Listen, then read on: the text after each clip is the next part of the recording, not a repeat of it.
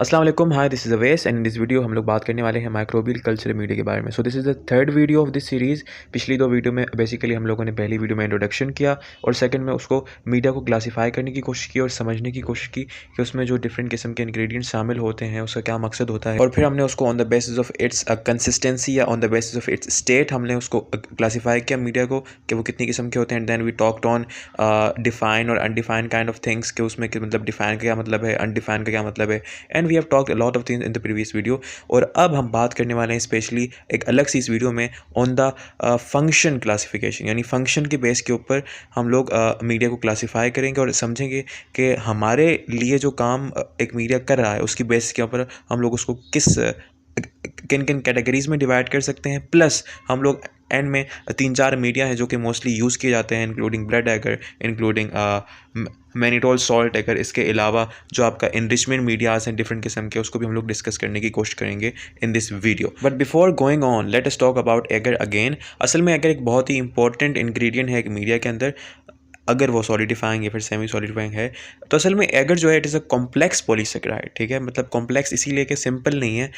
असल में जो एगर है ये डी गैलेक्टोज एंड एग्रोपेक्टिन का मिक्सचर है, बहुत ही कॉम्प्लेक्स इसका, आप इसको पॉलीसेकेराइड कह सकते हैं। ठीक है, इसके अलावा इसका यूज़ हमारे मीडिया में ये है कि हम लोग इसको as a solidifying agent use करते हैं। बिकॉज मैंने बताया कि कुछ बैक्टीरिया ऐसे होते हैं जो कि ये हैबिचुअल होते हैं कि जब तक उनका इन्वायरमेंट एनकरेज वाला नहीं होगा, मतलब जब अपने आप को वो सॉलिड सपोर्ट नहीं प्रोवाइड कर सकेंगे तब तक वो अच्छी तरह से ग्रो नहीं कर पाते। So that's why we include agar in a media to make it solidify, ताकि बैक्टीरिया जो हैं वो फेवरेबल कंडीशन में ग्रो कर सकें। इसके अलावा it is not generally metabolised by microbes, मतलब कि इसका मतलब ये है कि जो बैक्टीरिया आप लोग इसके अंदर कल्चर करेंगे ऐसे मीडिया के अंदर जिसमें आपके पास एगर शामिल होगा, जो बैक्टीरिया होंगे वो उसको कैटाबोलाइज नहीं करेंगे। Means that the agar will remain as it is throughout. ठीक है, इसके अलावा इसका लिक्विफाइंग पॉइंट जो है वो 100 डिग्री सेंटीग्रेड है, मतलब 100 डिग्री सेंटीग्रेड पे ये लिक्विफाई या फिर मेल्ट हो जाता है।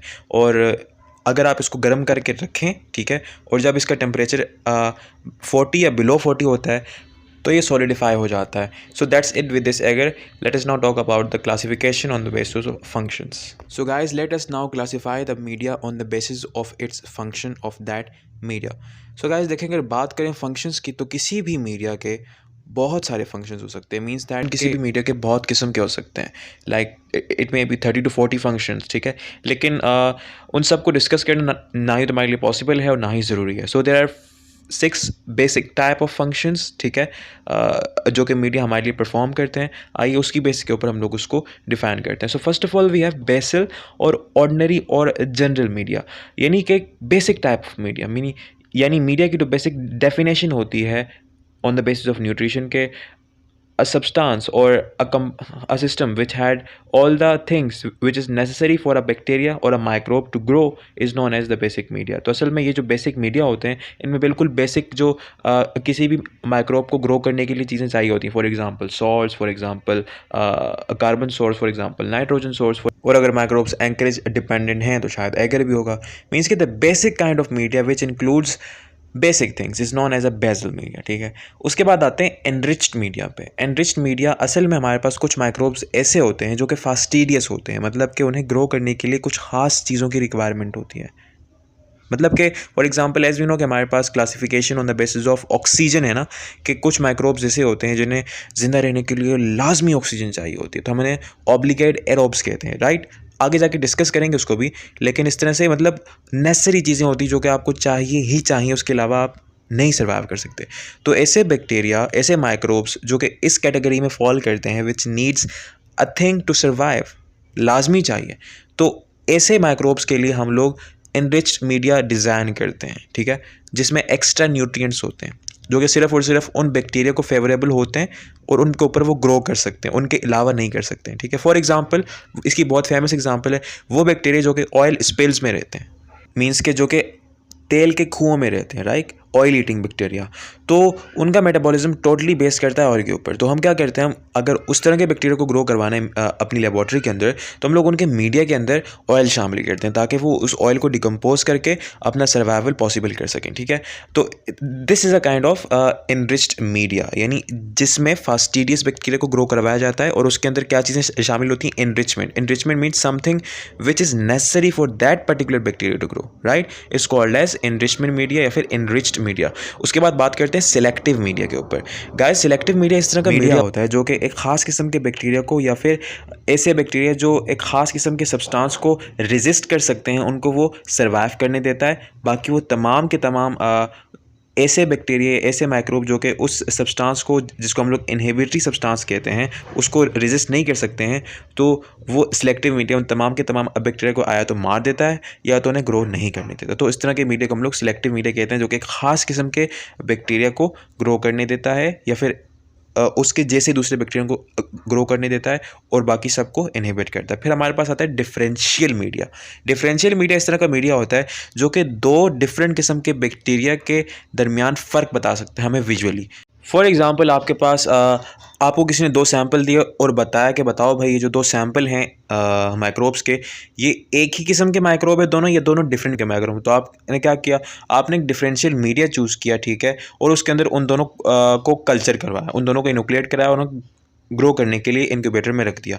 आफ्टर 24 आवर्स जब आपने उस पेट्री प्लेट को देखा जिसमें आपने कल्चर किया हुआ था, तो आपने उस डिफरेंशियल मीडिया को यूज़ किया। तो वह आप देखेंगे कि जब आपने डिफरेंशियल मीडिया यूज़ किया तो उन दोनों बैक्टीरिया की कॉलोनी में विजुअली को फ़र्क होगा, कोई रंग का डिफरेंस, कोई शेप का डिफरेंस। ठीक है, इस तरह के बहुत सारे डिफरेंसेस होते हैं जो कि हम लोग अपनी आम आंख से ऑब्जर्व कर सकते हैं और on the basis of that हम लोग बताते हैं कि यार ये स्पीशी डिफरेंट है और ये स्पीशी डिफरेंट है। इस तरह के मीडिया को आप क्या कहते हैं, differential media. And then we have special media for biochemical testing. असल में ये जो मीडिया है, ये किसी भी बैक्टीरिया की बायोकेमिस्ट्री टेस्ट करने के लिए हम लोग यूज़ करते हैं कि ये किस किस्म की एनवायरनमेंट में किस तरह से बिहेव करता है। ठीक है, फॉर एग्जांपल, आपने एक बैक्टीरिया लिया, आपको जानना है कि यार इसका मेटाबॉलिज्म किस तरह का है। ठीक है, तो आपने इस बायोकेमिकल टेस्टिंग मीडिया को यूज़ किया, ठीक है, और उसने बताया कि भाई ये जो बैक्टीरिया है ये चीज़ें यूज़ कर सकता है और ये चीज़ें यूज़ नहीं कर सकता। मीन्स कि ओवरऑल जो उसका मेटाबॉलिज्म है, ये जो मीडिया है उसके साथ डील करता है। वैसे ये इतने इंपॉर्टेंट नहीं है, दोनों जो इंपॉर्टेंट थे वो ऊपर चार हैं, basal, enriched, selective and differential. While in microbiology and biotechnology we have to deal with all four, और ये जो दो हैं ये जानने के लिए अच्छा है, लेकिन it's don't have so much use. इसके अलावा जो media for anti microbial susceptibility test, यानी कि इस तरह का मीडिया है जो कि हम लोग इसमें एंटीबायोटिक शामिल करते हैं और एक ख़ास किस्म के बैक्टीरिया को उसके अंदर ग्रो करवाते हैं, और फिर हम लोग ये जानने की कोशिश करते हैं कि जो बैक्टीरिया है ये उस एंटी माइक्रोबियल जो ड्रग है हम लोग यूज़ कर रहे हैं, जो इंग्रेडिएंट हम लोग शामिल कर रहे हैं एक्स्ट्रा, जो एज ए एंटीबायोटिक है, वो उसका कोई इफेक्ट है इस माइक्रोब के ऊपर, यानी क्या उस एंटीबायोटिक के ज़रिए असर ये माइक्रोब किल हो रहा है या फिर रेजिस्टेंट है। तो हम लोग उसको इस तरह से जानने की कोशिश करते हैं। So guys, that's it with the little introduction और लिटिल क्लासिफिकेशन एंड ओवरव्यू। अब आइए थोड़ी सी डिटेल में बात करते हैं सिलेक्टिव एंड डिफरेंशियल मीडिया के बारे में, और फिर हम लोग बात करेंगे कुछ खास किस्म के मीडिया हम लोगों ने सेलेक्ट किए, उसको हम लोग उसकी कंपोजिशन को देखेंगे और उसके ऊपर बात करते हैं। सो आइए बात करें। So guys, let us discuss on selective media के। बेसिकली सिलेक्टिव मीडिया क्या होता है, तो हम लोगों ने जिस तरह से पीछे डिस्कस किया कि इस तरह का मीडिया जो कि खास किस्म की स्पीशी को ग्रो करने देता है और दूसरी कोई भी ऐसी स्पीशी जो कि उस स्पीशी की तरह नहीं होती है, या फिर उस मीडिया के अंदर जो एक इनहिबिटरी इफ़ेक्ट वाला एक जो सब्सटेंस शामिल होता है, जिसको आप इनहिबिटरी सब्सटेंस कहते हैं, अगर वो उसको रेजिस्ट नहीं कर सकते हैं तो वो डाई हो जाते हैं। तो इस तरह के मीडिया को हम लोग क्या कहते हैं, एग्जैक्टली सिलेक्टिव मीडिया। लेकिन आइए अब डिस्कस करते हैं कि वो कौन कौन से ऐसे सब्सटेंस हैं जो कि किसी भी बैक्टीरियल स्पीशी को इनहिबिट करने की सलाहियत रखते हैं, और उनका मैकेनिज्म क्या है, वो किस तरह से काम कर सकते हैं। ठीक है, सो आइए बात करते हैं। सो एज वी नो कि सिलेक्टिव मीडिया के अंदर कुछ इस तरह के सब्सटेंसेस होते हैं जिसको आप इनहिबिटर्स या फिर इनहिबिटरी सब्सटेंस कहते हैं, जो कि किसी खास बैक्टीरिया को वो रेजिस्ट कर सकते हैं, मतलब वो बैक्टीरिया उन सब्सटेंस को रेजिस्ट कर सकते हैं और बाकी जितने भी हैं आप उनको किल कर सकते हैं। फॉर एग्जांपल, अगर आपने किसी भी मीडिया में ग्राम पॉजिटिव बैक्टीरिया की ग्रोथ रुकवानी, means if you want to inhibit Gram positive bacteria, so you can use gentian violet, bile salts, sodium deoxycholate. जो असल में जिनेटिन वायलेट है, ये इस तरह का डाई है जो कि उस ग्राम पॉजिटिव बैक्टीरिया को ग्रो नहीं करने देता। इसके अलावा जो बाइल सॉल्ट्स हैं, ठीक है, बिलीरुबिन और बिलीवर्डिन, जो हीम के टूटने से आपको मिलते हैं, मतलब वही वाले बाइल सॉल्ट, आप उसको जब किसी मीडिया में डालते हैं, सो असल में जो बाइल सॉल्ट्स हैं ये ग्राम पॉजिटिव बैक्टीरिया के जो प्रोटीन्स है उसको डीनेचर कर देते हैं और इन शॉर्ट बैक्टीरिया को किल कर देते हैं। तो जो सोडियम डिसऑक्सीकोलेट है ये असल में एक इनऑर्गेनिक सॉल्ट है, इसका भी यही काम है, ये उस बैक्टीरिया को ग्रो नहीं करने देता। इसके अलावा if you want to inhibit gram negative bacteria so you can use potassium tellurite, ठीक है, यानी पोटेशियम टेलुरियम ऑक्साइड, ठीक है। इसके अलावा you can use sodium azide यानी Na(N3), ठीक है। ये दोनों भी क्या करेंगे, ग्राम नेगेटिव बैक्टीरिया को इनहिबिट करने की सलाहियत इनमें भी है। And then if you want to inhibit the swarming growth of Proteus तो आप लोग यूज़ कर सकते हैं क्लोरल हाइड्रेट एंड अल्कोहल। अच्छा, first of all let us understand कि what do you mean by swarming growth और ये प्रोटीज क्या होता है। सो यार, जब हम लोग कोई भी कल्चर करते हैं तो हमारे पास कंटामिनेशन का चांस हमेशा से रहता है, यानी कभी भी आपका जो कल्चर है वो किसी ऐसे लिविंग ऑर्गेनिजम्स के साथ कंटामिनेट हो जाता है जो आप नहीं चाहते कि वहाँ एग्जिस्ट करे, लेकिन हो जाती है इस तरह की चीज़ें। तो कुछ कल्चर ऐसे हैं जो कि, यानी कुछ कंटामिनेशन ऐसी हैं जो कि बहुत कॉमन होती हैं। उनमें एक है प्रोटीज एक किस्म का बैक्टीरिया है, what it is a bacteria, ठीक है। और इनका शुमार उन बैक्टीरिया में से है, मतलब उन माइक्रोब्स में से है जो कि मोस्ट अबंडेंट हैं और मोस्ट फ्रीक्वेंट है, हर जगह पे पाए जाते हैं। और अक्सर जो जितनी भी किस्म की कंटामिनेशन होती है तो the most probable case is के वो प्रोटीज बैक्टीरिया ही उसको कंटामिनेट कर रहा है, या फिर अगर कंटामिनेशन के ज़्यादा चांस है तो ये बैक्टीरिया सबसे ज़्यादा सस्पेक्टेबल है कि इसकी वजह से कंटामिनेशन हो सकती है। अच्छा, now what do you mean by swarming growth. Swarming growth होती है एक इस तरह की ग्रोथ है, as you can see in your screen के ये जो पैटर्न है ग्रोथ का, इसको आप कहते हैं स्वार्मिंग ग्रोथ। यानी अगर फॉर एग्जांपल कोई भी ऐसा contaminating bacteria, for example proteases, जो कि एक पॉइंट पे आके एक पेट्री प्लेट पे आया, ठीक है, तो उसने इस आउटवर्ड मूवमेंट में, इस आउटवर्ड पैटर्न में ग्रोथ की, लाइक यानी जिगजैग मोशन में बाहर की तरफ। सो इस तरह की ग्रोथ को आप क्या कहते हैं, swarming growth. And if you want to inhibit this Proteus so आप क्लोरल हाइड्रेट, ठीक है, ये असल में एक लिक्विड होता है, इसको आप मीडिया में शामिल कर सकते हैं, प्लस आप अल्कोहल को भी यानी इथेनॉल को भी यूज़ कर सकते हैं। तो उससे क्या होगा, ये जो बैक्टीरिया हैं ये इनहिबिट हो जाएंगे और इनकी ग्रोथ और आपका जो कल्चर है वो प्योर रहेगा। सो this is how you can protect your culture from any contaminating or any other bacteria जिसको आप ना चाहें कि आपके कल्चर में ग्रो करें। So that's how you do it. So या that's it with the selective media. और इसमें हम लोगों ने ये डिस्कस किया कि हम लोग किस तरह से डिफरेंट इनहिबिटर्स को यूज़ करके उन बैक्टीरिया की ग्रोथ को इनहिबिट कर सकते हैं जो कि हमारे कल्चर को कंटेमिनेट कर रहे हैं या तो मतलब यूं ही ग्रो कर रहे हैं, ठीक है। यानी हम लोग इन तमाम इनहिबिटर्स को यूज़ करके with respective to their mode of actions हम लोग ये डिसाइड कर सकते हैं कि हमारे मीडिया में सिर्फ वही बैक्टीरिया ग्रो करेंगे जो कि हम चाहते हैं, और वो जो हम नहीं चाहते हैं they will not grow in our media, ठीक है। और that's how we do it by including this all kind of inhibitors, different kind of inhibitors in our media, ठीक है। और इस तरह से हम लोग अपने टिपिकल बैक्टीरिया की ग्रोथ को कंट्रोल कर सकते हैं। So that's it with the selective media. और अब आइए बात करते हैं थोड़ी सी एरोबिक्स और एनारोबिक्स के ऊपर, then let us talk on different kinds of media. So guys, अगर हम बैक्टीरिया को on the basis of its oxygen need, because हमें पता है कि oxygen is one of that molecule या फिर वन ऑफ दैट सब्सटेंस जो कि मोस्टली लिविंग ऑर्गेनिज्म को जिंदा रहने के लिए ज़रूरी होता है, because this oxygen acts as electron acceptor in most of the metabolisms via Krebs cycle, ठीक है। बट हमारे पास अगर बैक्टीरियल क्लासिफिकेशन को देखें on the basis of oxygen तो हमारे पास 5 मेजर क्लासेस आती हैं बैक्टीरिया की ऑक्सीजन के बेस के ऊपर, यानी उसकी नीड के ऊपर, ठीक है। तो जो सबसे पहली क्लास है वो है हमारे पास ऑब्लिगेट एरोब्स। ऑब्लिगेट एरोब्स असल में इस तरह के बैक्टीरिया होते हैं जो कि सिर्फ और सिर्फ ऑक्सीजन की प्रेजेंस में सर्वाइव कर सकते हैं। मींस कि अगर ऑक्सीजन होगा तब वो सर्वाइव करेंगे, अगर ऑक्सीजन नहीं होगा या ऑक्सीजन की शॉर्टेज होगी तो उनकी ग्रोथ इनहिबिट हो जाएगी या तो रेजिस्टेड हो जाएगी, मतलब ग्रो करेंगे लेकिन उतनी अच्छी तरह ग्रो नहीं कर पाएंगे अगर ऑक्सीजन की कमी होगी। अच्छा, अगर दूसरी क्लास पे आते हैं तो दूसरी है ऑब्लिगेट एनारोब्स। ये ऑब्लिगेट एनारोब्स इस तरह के बैक्टीरिया होते हैं जो कि ऑक्सीजन की प्रेजेंस में डाई कर जाते हैं। ऑब्लिगेट एरोब्स कौन से थे, जो कि ऑक्सीजन की प्रेजेंस में प्रोमोटेड थे ग्रोथ के बायस, लेकिन ये जो बैक्टीरिया हैं ऑब्लिगेट एनारोब्स तो ये ऑक्सीजन की प्रेजेंस में किल हो जाते हैं, मतलब इन्हें ग्रो करने के लिए ऑक्सीजन की रिक्वायरमेंट नहीं है बल्कि ऑक्सीजन की प्रेजेंस इनकी ग्रोथ में रुकावट बन जाती है। तो जहाँ पर भी ऑब्लिगेट का वर्ड आए तो उसका मतलब ये है कि या तो हाँ या तो ना, बीच का कोई रास्ता नहीं है। सो जो थर्ड क्लास है हमारे पास वो है हमारे पास फैकल्टेटिव एरोब्स की। अच्छा, जो ये फैकल्टेटिव एरोब्स हैं ये इस तरह के बैक्टीरिया होते हैं जो कि ऑक्सीजन की प्रेजेंस और एब्सेंस दोनों में सर्वाइव कर सकते हैं, लेकिन इनके लिए मोर फेवरेबल कंडीशन होती है इन प्रेजेंस ऑफ ऑक्सीजन, यानी they are habitual of oxygen presence, लेकिन ये ऑक्सीजन की एब्सेंस में भी ग्रो कर सकते हैं। थोड़ा सा रेजिस्टेड ग्रोथ होगी इनकी, लेकिन ऑक्सीजन की एब्सेंस में भी ये ग्रो कर पाएंगे।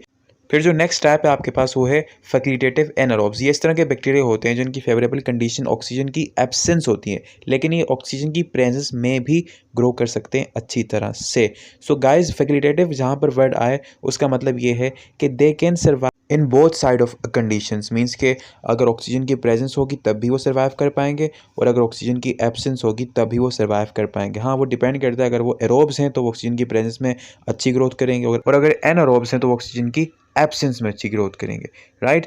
सो ये थी हमारे पास फोर्थ टाइप। तो नेक्स्ट टाइप हमारे पास वो है माइक्रो एरोफिल्स की। माइक्रो एरोफिल्स नाम से ज़ाहिर है, माइक्रो मीन्स बहुत ही माइन्यूट, और एरोफिल्स मतलब air means oxygen and phil means loving.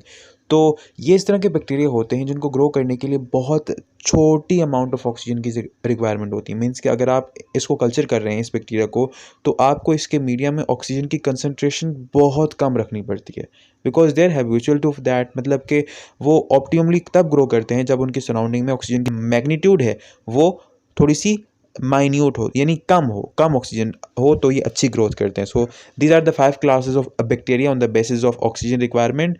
तो अब आइए बात करते हैं कि इस क्लासिफिकेशन को यूज़ करके हम लोग मीडिया में किस तरह से इस्तेमाल कर सकते हैं इसको। So now let us talk on media uses.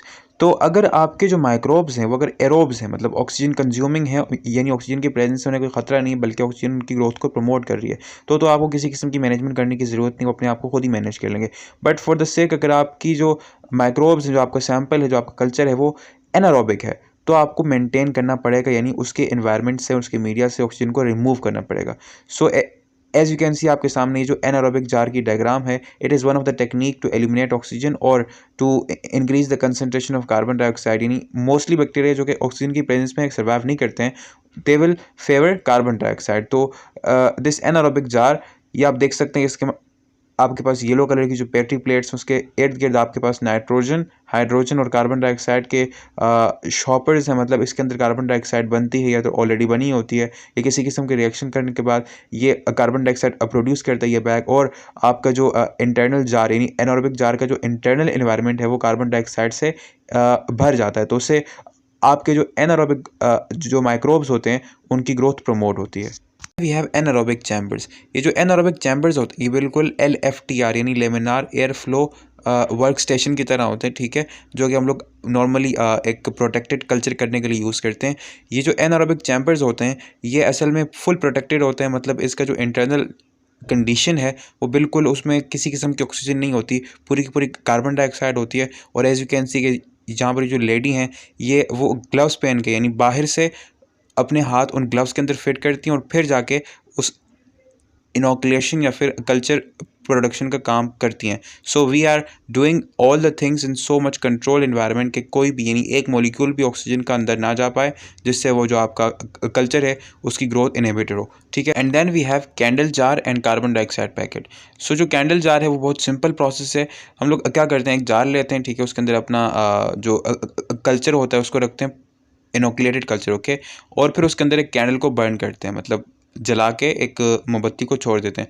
तो हमें पता है कि जो ये जो जलना है it is a combustion reaction ना, और कंबशन रिएक्शन का जनरल फार्मूला क्या होता है कि एक organic compound will react with oxygen and it will break down into carbon dioxide. तो जिस तरह से ये जो आग जलती रहती है तो ऑक्सीजन कार्बन डाइऑक्साइड में कन्वर्ट होती है, यानी ऑक्सीजन की कंसनट्रेशन कम हो रही है और कार्बन डाइऑक्साइड की बढ़ रही है। So that's how we are promoting the growth of anaerobic by using this candle jar. इसके अलावा जो कार्बन डाइऑक्साइड का पैकेट है it is also very simple. इसमें हमारे पास एक इस तरह का एक ट्यूब होती है जिसके अंदर एक इस तरह के केमिकल्स होते हैं जो आपस में रिएक्ट करके with a period of time carbon dioxide produce करते हैं, और वो भी एनारोबिक बैक्टीरिया की या फिर एनारोबिक माइक्रो ऑर्गेनिज्म की ग्रोथ को प्रमोट कर रहे होते हैं। सो या that's it with the classification of media on the basis of use. I hope so कि ये जो बेसिक कंसेप्ट्स इस वीडियो में डिस्कस किए गए हैं आपको समझ आए होंगे। If you like this video so please share it with your friends और एनीवन जिसको भी इस वीडियो की ज़रूरत है। Thank you so much for watching this video. Good bye.